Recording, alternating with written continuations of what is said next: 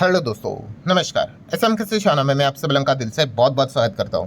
दोस्तों, आज के दिन की अगर बात कर ले तो हम सभी लोगों ने देख ही लिया है कि बियर ने एक और बार ज़बरदस्त अटैक कर लिया मार्केट के ऊपर। एंड जो माहौल यहाँ पे बना हुआ है, ठीक है, छोटा मोटा बीच में तेज़ी आते रहता है, बट सबको पता है यहाँ पे कि अगर हम हमारे मार्केट की बात कर ले तो काफ़ी समय से वो मार्केट फंसा हुआ है, दबा हुआ है।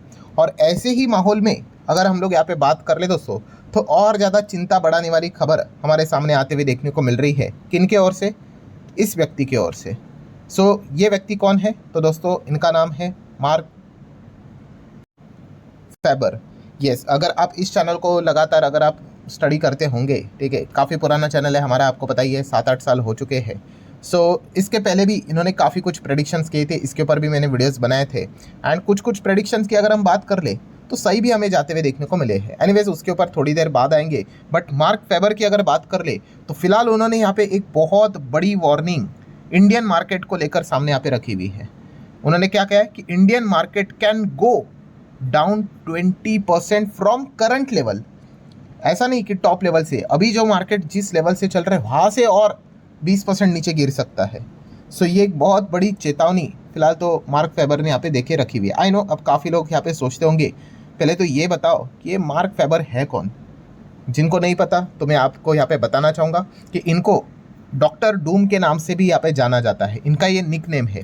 वैसे डॉक्टर डूम तो काफ़ी लोगों को कहा जाता है, बट डॉक्टर डूम मतलब क्या है कि यूजुअली ये एक ऐसा मतलब निकनेम है कि एक पर्टिकुलर अगर एक इंसान है, मान लो मिस्टर श्याम करके, अगर उनको आप कहोगे कि ये भाई ये डॉक्टर डूम है, मतलब समझ लेना कि अगर ये मिस्टर श्याम जब भी कुछ कहेंगे अपना प्रेडिक्शन के बारे में, अगर कोई भी राय सामने रखेंगे तो वो गिरावट वाली ही राय सामने रखेंगे।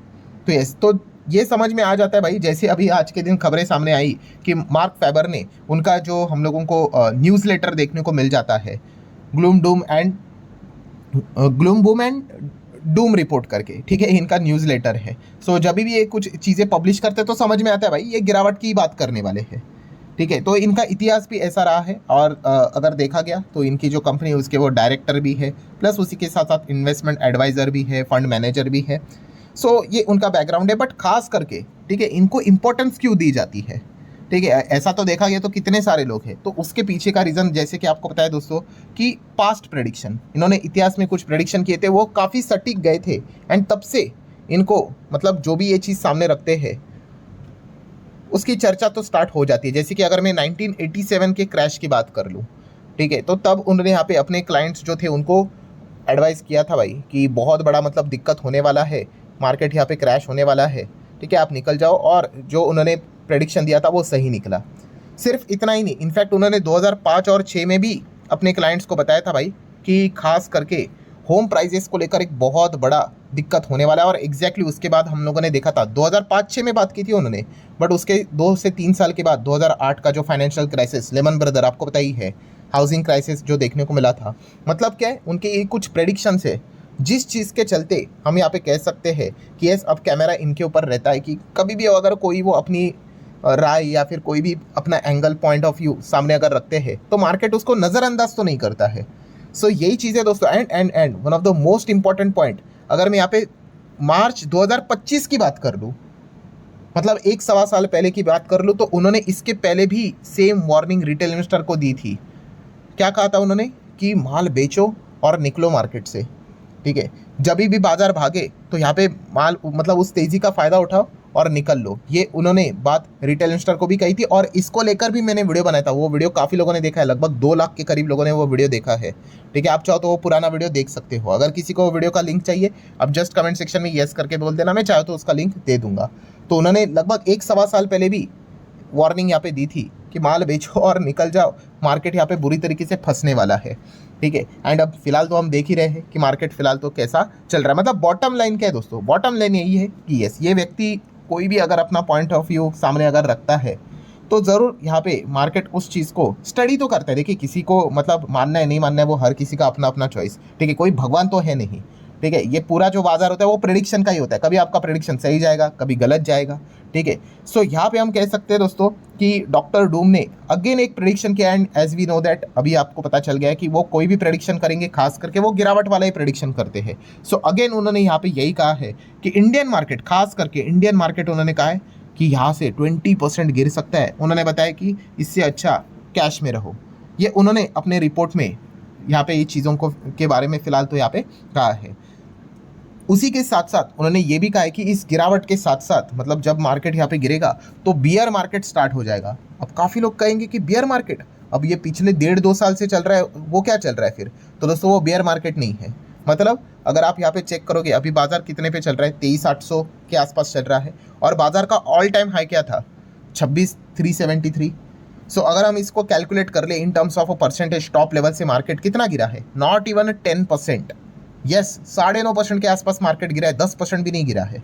सो ये मैं परसेंटेज आपको क्यों बता रहा हूँ, क्योंकि बियर मार्केट का अगर आप डेफिनेशन देखोगे, बियर मार्केट कब कहा जाता है कि कोई भी मार्केट जब अपने ऑल टाइम हाई से टॉप से 20% जब गिर जाता है या फिर उससे ज़्यादा गिर जाता है, तो फिर उस पर्टिकुलर फेज को ये कहा जाता है कि अरे मार्केट बियर, मतलब अब बाजार बियर फेज में यहाँ पे आ चुका है। ठीक है, डेफिनेशन के हिसाब से अगर हम कहें तो अभी का मार्केट भी अगर आप चेक करोगे तो ये कोई बियर मार्केट नहीं है। ठीक है, फाइनेंस के मतलब हम फेस के हिसाब से अगर बात करें तो सो मार्क फेबर की बात कर ले तो उनको ये लग रहा है कि मार्केट यहाँ से गिरेगा, 20% गिरेगा and Indian market bear phase में चला जाएगा। अब आ जाते हैं दोस्तों इंपॉर्टेंट पॉइंट के ऊपर, भाई ऐसा क्यों लगता है भाई? अगर आप कह रहे हो कि 20% भागेगा या फिर 20% गिरेगा, 15% भागेगा, 15% गिरेगा, उसके पीछे का रीज़न क्या है? तो रीज़न यहाँ पे उन्होंने बताया है कि सबसे पहले वैल्यूएशन। यस, इंडियन मार्केट का वैल्यूएशन अभी भी वो कह रहे हैं कि काफ़ी ज़्यादा महंगा है। मतलब जो अर्निंग्स की जो एक्सपेक्टेशंस चल रही है कि इंडियन मार्केट में इतनी आएंगी, सो उनको ऐसा लगता है कि उतनी अर्निंग्स यहाँ पे देखने को नहीं मिलेगा। अर्निंग मतलब क्या, आप जब भी हम रिजल्ट पढ़ते हैं कि नहीं, रेवेन्यू रहता है, रेवेन्यू के बाद हम देखते हैं कि खर्चे हटाए जाते हैं, फिर उसके बाद हमें क्या मिलता है, प्रॉफिट मिलता है, टैक्स हटाने के बाद भी प्रॉफिट मिलता है, और उसके बाद नीचे हमें क्या मिलता है, ईपीएस, अर्निंग पर शेयर। सो उस हिसाब से उनको ऐसा लग रहा है कि भाई ये जो ईपीएस है, अर्निंग्स है, ठीक है, मार्केट इंडियन मार्केट में अर्निंग्स बढ़ेंगी, इस उम्मीद के चलते मार्केट को ज़्यादा वैल्यूएशन यहाँ पे मिल रहा है। एंड भविष्य में जब कंपनीज अपने क्वार्टर के नंबर्स यहाँ पे सामने रखेंगी, ये बात उन्होंने एग्जैक्टली कहा नहीं है, ये बोलते हैं ना रीड बिटवीन द लाइन्स वाली चीज़ हो गई। वो कहने की कोशिश यही कर रहे हैं कि जब भविष्य में कंपनीज अपने नंबर्स दिखाएंगी तो उतनी अर्निंग्स आएंगी ही नहीं, एंड अगर अर्निंग्स नहीं आएंगी तो ऑटोमेटिकली जो वैल्यूएशन है वो क्या हो जाएगा, धीमे धीमे करके नीचे चला आएगा। मतलब क्या है कि अभी जो कंपनीज है, ठीक है, जिसको हम क्या बोलते हैं, एक पी रेशो भी कहते हैं, ठीक है, वो एकदम हायर लेवल पे है, एंड ये वहाँ पे सस्टेन रहने के लिए पी रेशो जो हायर लेवल का है, उस हिसाब से वो नीचे आने के लिए क्या इंपॉर्टेंट चीज़ चाहिए, अर्निंग्स। अर्निंग्स बढ़ेंगी तो आपका पी नीचे आ जाएगा। बट मार्क फेबर यही कह रहे हैं कि फिलहाल इंडियन मार्केट है उसका वैल्यूएशन ज़्यादा है और अर्निंग्स यहाँ पे बढ़ेंगी नहीं। अगर अर्निंग्स नहीं बढ़ेंगी तो जो वैल्यूएशन है वो जस्टिफाइबल नहीं रहेगा, एंड फिर मार्केट को क्या होना पड़ेगा, मार्केट को नीचे आना ही पड़ेगा। ये लॉजिक फिलहाल तो उन्होंने सामने रखा हुआ है, और सिर्फ उन्होंने वार्निंग हमारे इंडियन मार्केट को ही नहीं दी है, उन्होंने वार्निंग यहाँ पे और भी ग्लोबल मार्केट में जो पागलपंथी चल रही किस चीज़ को लेकर, एआई को लेकर, सेमीकंडक्टर को लेकर, तो इसको लेकर भी उन्होंने चेतावनी यहाँ पे जारी की है कि जो भी चीज़ें चल रही है एआई सेमीकंडक्टर में, मतलब उससे रिलेटेड जो एक्सपेक्टेशन है वो कुछ ज़्यादा ही, मतलब ओवर एक्सपेक्टेशन, इतना ज़्यादा ओवर एक्सपेक्टेशन अगर लेके चलेंगे, ठीक है, तो ये आज नहीं तो कल ओवर एक्सपेक्टेशन मतलब चीज़ें मतलब बोलते हैं ना बर्स्ट ही होने वाली है। सो ये भी एक वार्निंग उन्होंने फिलहाल तो एआई को लेकर यहाँ पे सामने रखी है। मतलब इंडियन मार्केट को लेकर तो स्पेसिफिकली उन्होंने कहा है कि 20% गिर सकता है, एंड बाकी एआई सेमीकंडक्टर चिप को लेकर भी उन्होंने कहा है कि इतना ओवर एक्सपेक्टेशन आगे जाके क्या होगा, चीज़ें खराब ही करेगा। एंड अगेन इस चीज़ को लेकर भी बाजार में हमें गिरावट विदेशी बाजार में भी देखने को यहाँ पे मिल सकती है। सो ठीक है दोस्तों, मार्क फेबर ने यहाँ पे क्या कहा था वो मैंने आसान भाषा में आप लोगों को बता दिया। अगर आपको डिटेल में जानना है तो आप उनका न्यूज़लेटर वहाँ पे रीड कर सकते हो, स्टडी यहाँ पे कर सकते हो, ठीक है। ये तो वक्त ही बताएगा कि क्या वो सही जाते हैं या नहीं जाते हैं, ठीक है। बट येस, यहाँ पे हम कह सकते हैं कि आने वाले समय में मार्केट से पैसा कमाना और ज़्यादा चैलेंजिंग तो होने वाला है। पहले से ही चैलेंज हम लोगों को देखने को मिल रहा है, बट येस और ज़्यादा वो फेज़ चैलेंजिंग हम लोग को बनते हुए देखने को मिलेंगे। सो मार्क फेबर ने ये सारी बातें तो कही है, बट इसके पहले उन्होंने किसी पर्टिकुलर चीज़ को लेकर अच्छी बातें कही है। अच्छी बातें मतलब जहाँ पे पैसा बन सकता है।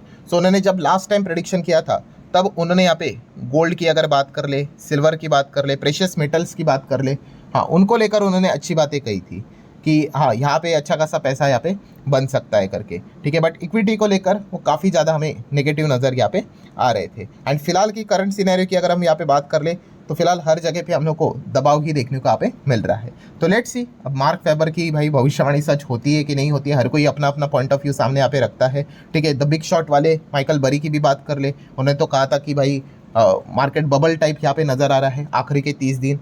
सो हम कह सकते हैं कि अच्छा खासा दबाव तो देखने को मिल गया। बीच में नैस्डैक भी यहाँ पे गिरा था, अभी भी यहाँ पे गिर रहा है। बट यस, जिस प्रकार से उन्होंने बातें कही थी कि एकदम ही बर्स्ट हो जाएगा, वो भी अभी तक तो नज़र यहाँ पे नहीं आया है, ठीक है। तो ज़रूर इन चीज़ों को स्टडी करना होता है, बट उनमें से कौन से पॉइंट कंसिडर करने और कौन से पॉइंट इग्नोर करने, ये हर किसी का अपना अपना एनालिसिस यहाँ पे होता है। सो ठीक है दोस्तों, आशा करता हूँ वीडियो हेल्पफुल लगा होगा। चाहो तो लाइक एंड शेयर यहाँ पे कर सकते हो। मिलते हैं नेक्स्ट वीडियो में, तब तक के लिए बाय बाय।